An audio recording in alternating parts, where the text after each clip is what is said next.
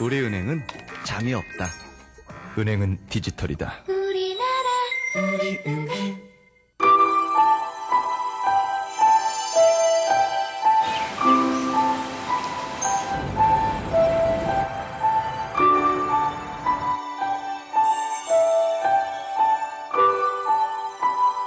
대구의 자존심을 높여오신 분께 바칩니다.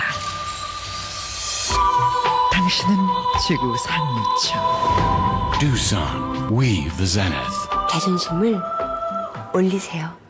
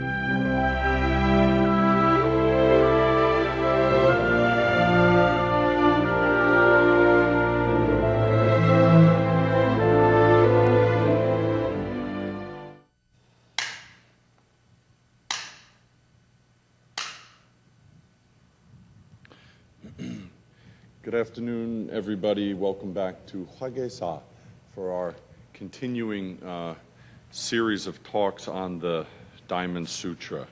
So we're going to resume. We went up to chapter 16 last time. We're going to resume. We did actually up to chapter 16, yes. 16 is a very important chapter. Just to sort of recap it, it's just very simple. Many people in Buddhism or many people in many traditions believe that the effect of sin or karma in Buddhism, the effect of the result of actions, the painful, the suffering result of actions, disappears over time through many years or through many practices or through much effort or through much prayer. But this is a very great teaching because this said the effect of any kind of sin or suffering disappears in 1 second. So it's a very important teaching. It's instantaneous. In one moment,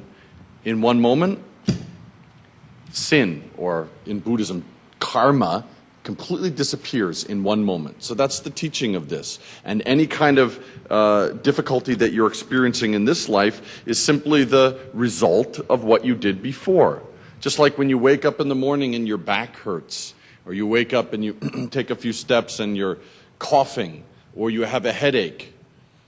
If you look, that is the result of something that happened before. Maybe you had too much coffee the last 3 days while you were working on something. Today you haven't had your cup of coffee, so you have a headache. It's not something that just appears out of nothing right now. It is the effect of something that came before, like yesterday, or 2 days ago, or 3 days ago. In the same way, this says that any kind of karma that you experience now is the result of something that happened before. It's very simple. So that's Buddhist teaching. There's just cause and effect, cause and effect, cause and effect. But the great part about that is this effect can disappear in 1 instant. It doesn't need stages, years, decades, centuries, practices. In 1 instant, if your thinking is completely cut off, the effect of this karma is cut off. Very interesting. So liberation happens in 1 moment in Buddhism. It's not an effect of time. It's in 1 moment. Very simple. Okay? So we're going to continue today with a new chapter, which is chapter 17. No one attains transcendental wisdom. At that time, Subhuti addressed the Buddha, saying, "World-honored one, if good men and good women seek the consummation of incomparable enlightenment, by what criteria should they abide, and how should they control their thoughts?" So actually, it's very interesting. He asked the same question in chapter 2. Subhuti asked the same question, but it's a little bit different this time. It's a little bit different. So Buddha already gave an answer, how you should control yourself. But Subhuti asks again, the same question again. A little bit different, but the same. Buddha replied to Subhuti, good men and good women seeking the consummation of incomparable enlightenment must create this resolved attitude of mind. I must liberate all living beings, yet when all have been liberated, not anyone is liberated. Wherefore, if a bodhisattva cherishes the idea of an ego entity, a personality, a being, or a separated individuality, he is consequently not a bodhisattva, Subhuti. This is because, in reality, there is no formula that gives rise to the consummation of incomparable enlightenment. So, very interesting teaching here, this first situation. The Subhuti asks, very honestly, how do we get enlightenment? How should we lead this life? How should we control our thoughts? And the Buddha says something very interesting. He just says, you must make this vow. I must liberate all living beings. But even when I liberate all living beings, I must understand that no living being is liberated. I see some of you going, that's very interesting. You know, when you sit in this position, you can see very clearly how much this teaching makes sense to people, how much it's completely out and seems difficult, because people go, very interesting, but very true. This is a very true point. So, first of all, the first difference is the Buddha, in the first time Subhuti asks this in chapter 2, the Buddha says, the Buddha liberates, when I have caused them to be liberated, actually none of them have been liberated. Now, in this chapter, he says the Bodhisattva, which is the same thing. The Bodhisattva liberates, but there's no liberation. Very interesting. This is why I said last week, this is a very subversive teaching. Very subversive. So, it's kind of like this. Did you ever notice when you're really sad, something really, maybe some of you, a lot of you young people here, you fall in love with somebody and something happens and you're really in love, and when you're in love with this person, everything just, the whole universe is like happy. Everything you do is like happy. The Baskin-Robbins sign looks happy. The cars going on the street look happy.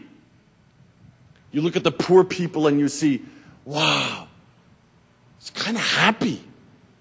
You look at the street and the dirt on the doors and you think, well, it's kind of interesting. It's kind of artistic. It's kind of it's kind of happy. When you're happy, everything's happy. You know, when you're really happy, maybe some of you got accepted into great school or something, or you learned that you got a great job. And in that moment, right after, everything seems happy. The whole universe seems happy to you. Everything you see is like happy. Then, time passing, maybe your lover or something that you break up with, your boyfriend or your girlfriend, you get a note. Before you got a letter, when I was a young person, you would get a letter or a phone call. Now maybe some of you get muncha message. Maybe you get an SMS. I don't like you anymore. Get lost. It's very short. Breakup is very simple nowadays. Get lost. Bye-bye. End of muncha message. End of this SMS message. So then, the same things you saw yesterday, everything looks sad. Everything looks dark, dreary, depressing. Baskin-Robbins. Ooh, I hate that color pink. The dirt, everything is dirty. You see the poor, everything is poor and disgusting. So the same things you saw the day before are dirty, disgusting, impure. So what changed? Nothing changed. So your mind changes, the whole universe changes. But in fact, nothing changed in the world that you see. Do you understand this? Buddhism's fundamental teaching is everything depends upon mind alone. Everything is created by mind alone. So another way that we can express this is amazing teaching. The Buddha says, you must give rise to the thought that you liberate all beings. But, in fact, even though you liberate them, nothing is changed. Nothing is liberated. It's like this, space. When the sun rises in the sky, this space outside in the courtyard, see this space in the courtyard out there? When the sun rises, when it's rising, come here in the morning. When the sun is rising, that space looks blue. Now it's kind of yellow or white. Then when the sun sets, it becomes dark blue, maybe orange, and then black. But the space never changes. When the sun rises, space seems light. When the sun sets, space seems dark. But the space never becomes blue, yellow, white, blue, orange, or dark. Even though it's changed, it seems changed when light is in it. In fact, the space was never changed by that. It seems to our eye changed, but space is never changed. It's totally empty. So it's never changed. So same thing, Buddha says, suffering and nirvana, it's the same substance. Sin, if you want to say, sin and salvation, it's the same substance. It all depends upon mind. So it all comes back to mind. That's an amazing teaching. So no one attains, you don't get Anuttara Samyak Sambodhi. You don't get enlightenment. Just like the space doesn't get blue coloring. It just seems that way.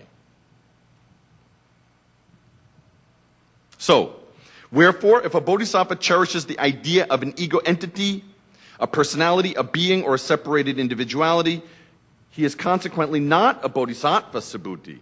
This is because, in reality, there is no dharma that gives rise to consummation of incomparable enlightenment. Okay? So, there's no path, there's no one way that gives rise to enlightenment. So at that time, the Buddha was maybe worried that his students were attaching to some way, some one path, some one teaching, some one dharma, some one religion, some one philosophy that leads to enlightenment. But here he says, no, there's not one way, just as there's not one enlightenment. If you see that, then anything is the way. Anything is enlightenment. It's like empty space. It all depends upon mind. Very simple. So, it's very simple teaching. It's very clear. If you don't understand what this teaching means, look at space. Then you see. It's just like that. So when it's dark, look at space and say, is space really dark? When it's light, look at space and say, is space really light or bright? No. Sunlight appears, space seems light. Sunlight disappears, space seems dark. But space actually is never changed by light or dark, sin or nirvana, pure or impure. Very simple. Only thinking makes that. That's all. So Buddha wants to liberate us from that thinking. It's very simple. Subhuti, what do you think? When the Tathagata was with Dipankara Buddha, was there any dharma for the attainment of the consummation of incomparable enlightenment? No, world honored one. As I understand the Buddha's meaning, there was no dharma, there was no teaching by which the Tathagata attained the consummation of incomparable enlightenment. So that just means no one path. There's no one teaching. There's no one way, no one religion by which enlightenment is attained. That's true enlightenment. It's very interesting teaching. So when you See, just see. When you hear, just hear. Smell, just smell. Taste, just taste. That experience, that's not one teaching. That's not one dharma. See, all of your heads, you heard the bird, and you go, the bird goes, there's a bird in the dharma room, come for this dharma talk. The bird goes, and some people's heads went, Korean people, American people, French people, Canadian people. That is exactly this teaching. It's not bird, say sori, bird sound, say sori. Those are separate dharmas, separate teaching. Bird sound, that's English teaching. Say sori, that's Korean teaching. But that dharma, the dharma that did that, that's what this is pointing to. Very interesting. All of you just proved the teaching here. The Buddha said, "You are right, Subhuti. Verily, there is no dharma by which the Tathagata attained the consummation of incomparable enlightenment." Subhuti, had there been any such dharma, any such formula, Dipankara Buddha would not have predicted concerning me, in the ages of the future you will come to be called a Buddha called Shakyamuni. But Dipankara Buddha made that prediction concerning me because there is actually no dharma, there's no one dharma, for the attainment of the consummation of incomparable enlightenment. The reason herein is that Tathagata, Yore, Tathagata, is a signification, it's a word that says dharma. So, sori, sound, noise, singing, chirping, bird sound, seisori, those are all different dharmas, different words, talking about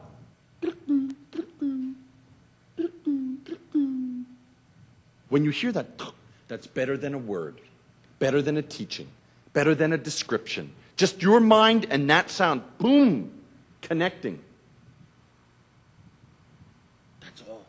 Our world is like that. So, some separate dharma, you think there's dharma in a temple, dharma in a church, dharma in a songdang, dharma in a university.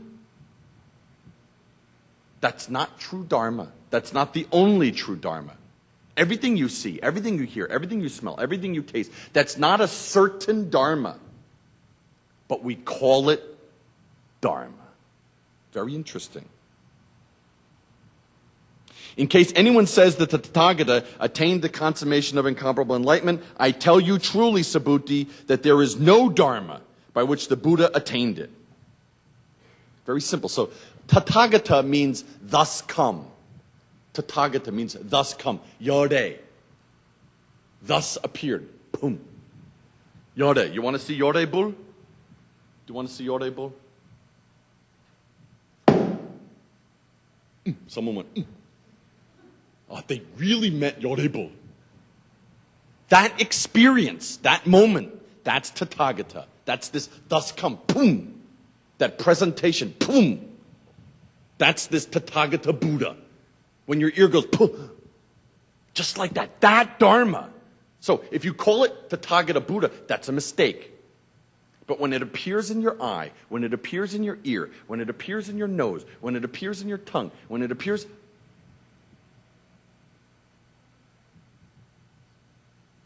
that's better than any speech about it. So he says, can Tathagata, can this appearance, can this experience realize something? Can this experience realize enlightenment? Can this get enlightenment?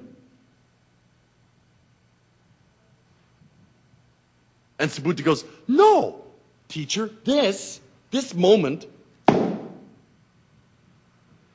cannot get anything, cannot get something. Buddha says, correct. Because is already, even the bird understood that. Very clear. You don't need to understand Buddhism. Just like that bird, just already understands Tathagata. that 비둘기 already understands 열애불. Very simple. We think there's some enlightenment to get, some special experience to have, to find somewhere in our meditation. Somewhere here, I'll get it. But it's already there. Very simple. It's amazing teaching, incredibly subversive. Subversive of any religion, even subversive of itself. It's incredible. So, that's why he says, I tell you truly, Subhuti, there is no dharma, there's no teaching, there's no dharma by which the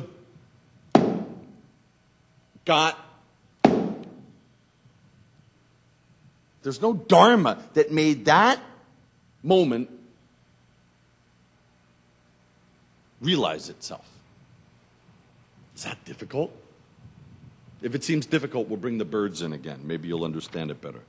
Subhuti, a comparison may be made with the idea of a gigantic human frame. Then Subhuti said, the world-honored one has declared that such is not a great body. A great body is just the name to it. Subhuti, it is the same concerning bodhisattvas. If a bodhisattva announces, I will liberate all living creatures, he is not rightly called a bodhisattva. It's very simple. The bird didn't say, I will experience that. The bird didn't say, I will experience that sound. It just did it. In that moment, the sound, and become one. That's all. That's why Buddha doesn't talk about Buddha. You know, there's 14 things that the Buddha refused to talk about. 14 subjects that the Buddha always refused to talk about. 8 of those subjects were about the origin of the universe. 8 of them. 2 of those subjects were about the origin of life. The Buddha refused to talk about this. And 4 of those subjects were about the Tathagata. When someone would say, what's the Tathagata? What's Yore? What's this suchness? What is it? Buddha would say.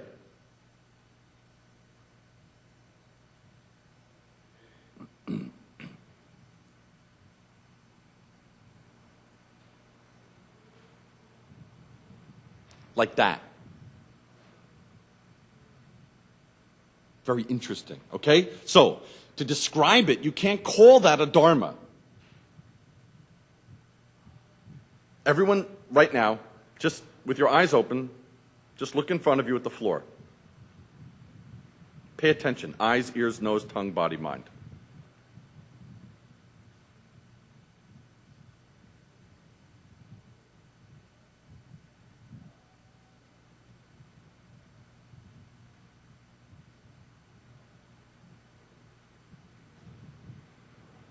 What can you call that experience? What can you call that? What can you say about it? You can't describe it. That's Yore. That's Buddha. That's the experience of that. That's this Tathagata. It's very simple. Okay? Okay. Next chapter, 18. This Diamond Sutra is very clear. Yeah, it's not difficult. It's not simple. It's very clear, though. It's just pointing to this moment. It's amazing. It's the most subversive religious text in history. Next. All modes of mind are really only one mind, are really only mind. Subhuti, what do you think? Does the Tathagata possess the human eye? Does Buddha possess the human eye? Yes, world-honored one, he does. Well, do you think that the Tathagata possesses the divine eye? Yes, world-honored one, he does. And then the Buddha asks, and do you think that Buddha possesses the prajna eye? Yes, world-honored one, he does. And do you think Tathagata possesses the eye of transcendent wisdom?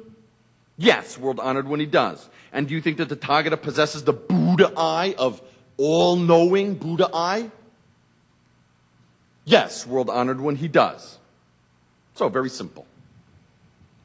There's many kinds of eyes. This is kind of like 5 kinds of eyes, but it doesn't matter. This is just about Kwansein Bosal, your perceiving nature. Your perceiving nature. So, does Buddha have a human eye? Does Buddha have a human eye? Does Buddha have a human eye? It's very interesting. If you're Christian, I know many Christian people come to these talks, you can say the same thing. Does God have a human eye? Very easy to answer that. Yeah? You see this? Good. Okay. So, God has a human eye. Buddha has a human eye. You saw that. What color is the Buddha? What color is the Buddha? Louder. What color is the Buddha? What color is the Buddha? Gold. Tired Buddhas. Everyone very tired Buddhas. These Buddhas need lots of coffee, I think. The Buddha is gold. So we understand that the Buddha has a human eye. Very simple. You can see gold. Next, does he possess the divine eye? That's this like eye that can see form. It's very simple. This is something you get from meditation. You can see a realm of form. Not just that form, but the form of thoughts. The form of thinking. Yes, the Buddha has that. Then, does it possess the prajna eye? That's the view of emptiness. That's the view of emptiness. Yes, the Buddha can perceive emptiness. Then, does the Buddha possess the eye of transcendent wisdom? That just means knowing how to liberate other people. Knowing how to liberate other people. This is like the Bodhisattva view. Yes, a Buddha has that view. The view to liberate other people. Then finally, do you think that the Buddha possesses the Buddha eye of omniscience? That means non-duality. Bul-i. Not two. Not two. That's... Some people went... Yes, the Buddha also has that eye. This is a very simple. That's just the same point. It's the same point. It's the same eye. It's the same perceiving quality. It's the same ability. It's the same one. But if your mind is very clear, it's the same point. If your mind is not clear, following your karma, your thinking, your idea, what happened to you, your anger, your desire, your ignorance, your fear, your worry, your jealousy, your anxiety, then you don't see that this moment, the thing that sees that sound, that bell sound,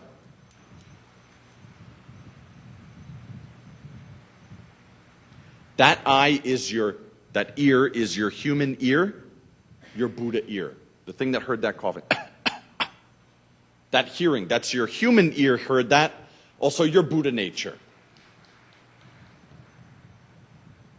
Now it's like that.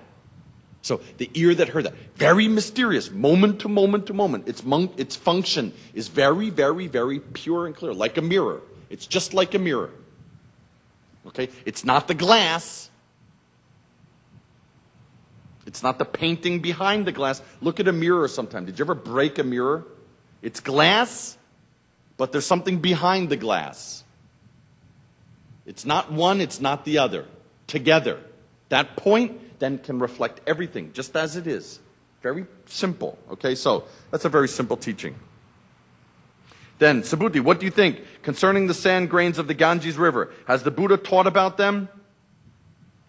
Yes, world honored one, the Tathagata has taught concerning these grains. Well, Subhuti, if there were as many Ganges rivers as the sand grains of the Ganges River, and there was a Buddha land for each sand grain in all those Ganges rivers, would those Buddha lands be many? Many indeed, world honored one. Then the Buddha said, Subhuti, however many living beings there are in all those Buddha lands, though they have manifold modes of mind, the Buddha Tathagata understands them all. Wherefore? Because the Tathagata teaches that all these are not mind.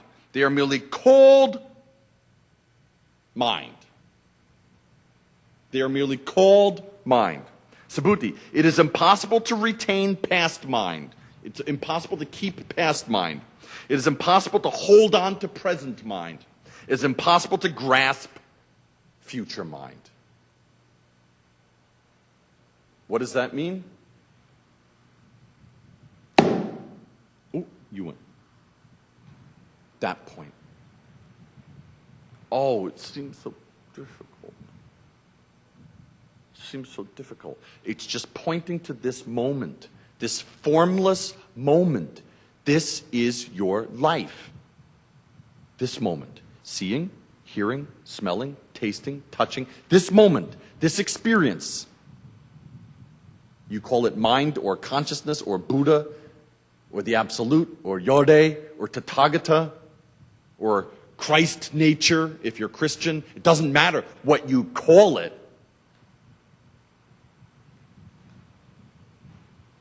So, you can't hold past mind.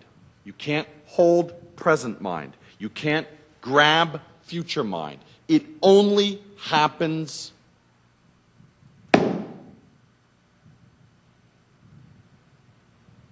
like that.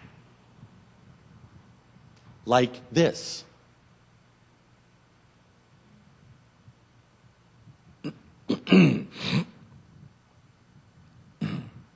Like that. That's your life. Happening just like this. It's very simple.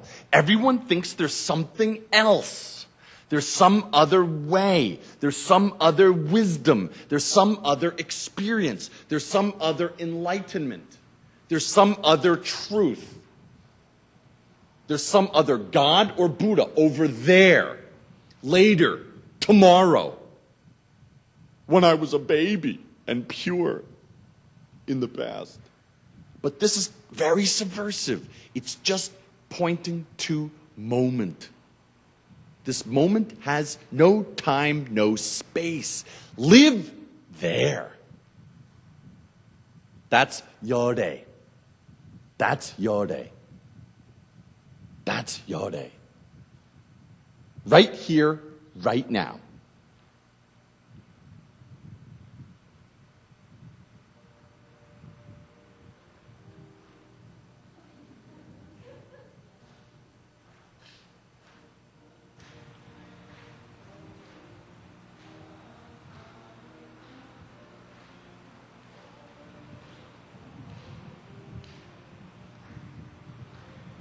This experience is your day.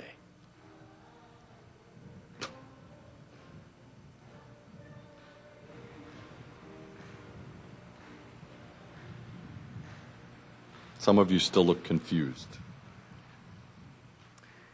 Don't worry, forget this text. Return to this moment. All this is doing is, this is just like a big stick hitting you, just saying, return to this moment. Moment mind. This moment mind. Not past, not present.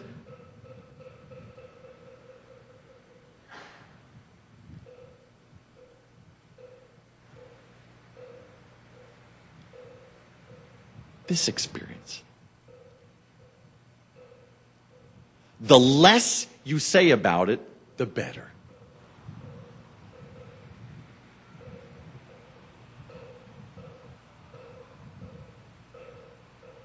Very simple. If you can live like that, hearing that motak sound, you're free. That's why this Jesus told his followers, just become as a child again. It's very simple. That's Yode. That's Yode Bul. That's this Buddha, thus come. Like this. Yode means like this. Very simple.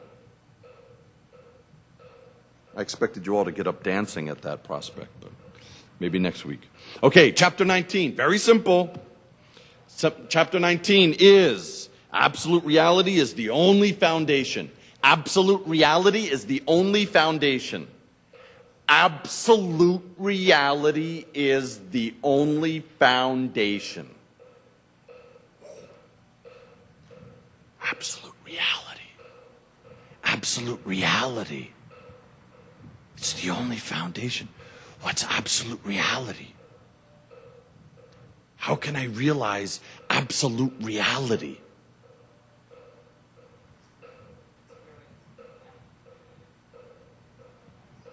Hear the moktak sound?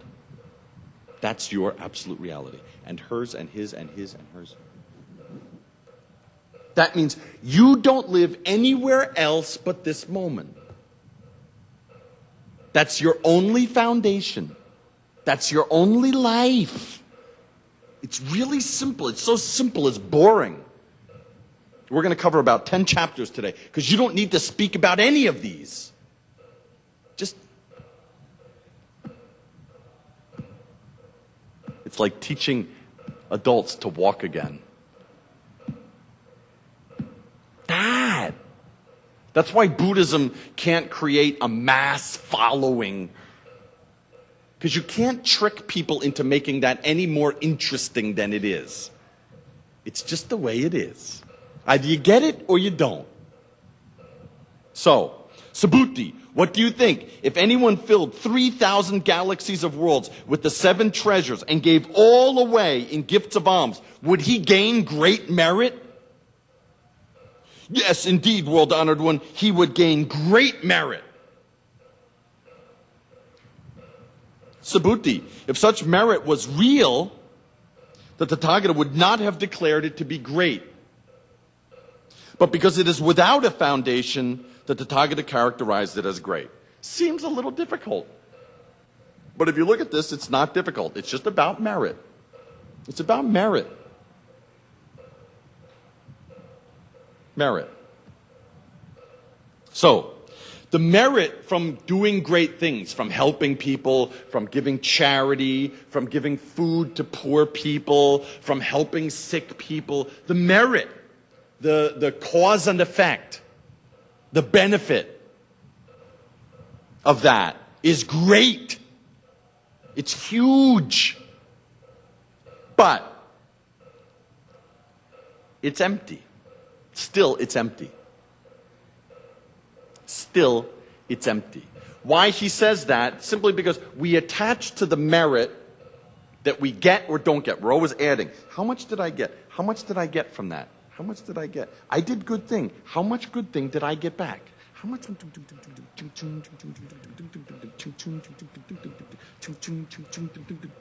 How much did I get in my bank account? In my spiritual bank account? How much merit did I get? How much benefit? I should feel better. I did all this practice. I did these good things. I should feel better. But this is saying it's empty. Empty doesn't mean gone. It just says it's empty. But because it's empty, it's great. Because it's empty, it is great. That's why it's great. Because if it was a form, it was 1 pound or 2 pounds. You got 2 pounds of merit. You got 20 pounds of merit. You did a good thing. You helped someone. You got 100 pounds of merit. If it had a form, the merit you get, for giving a donation, which I'm sure after this talk many people will give us donations because we're very poor. If it had a form, a weight, a color, if real merit had a form, you would always be measuring it. Oh, well, he said it's 100 pounds, but this week I gave 10,000, I gave 100,000 won, 10만 won, and I got 100 pounds of merit. But last week I gave 100만 won, but I only got 50 pounds of merit. Why is it different?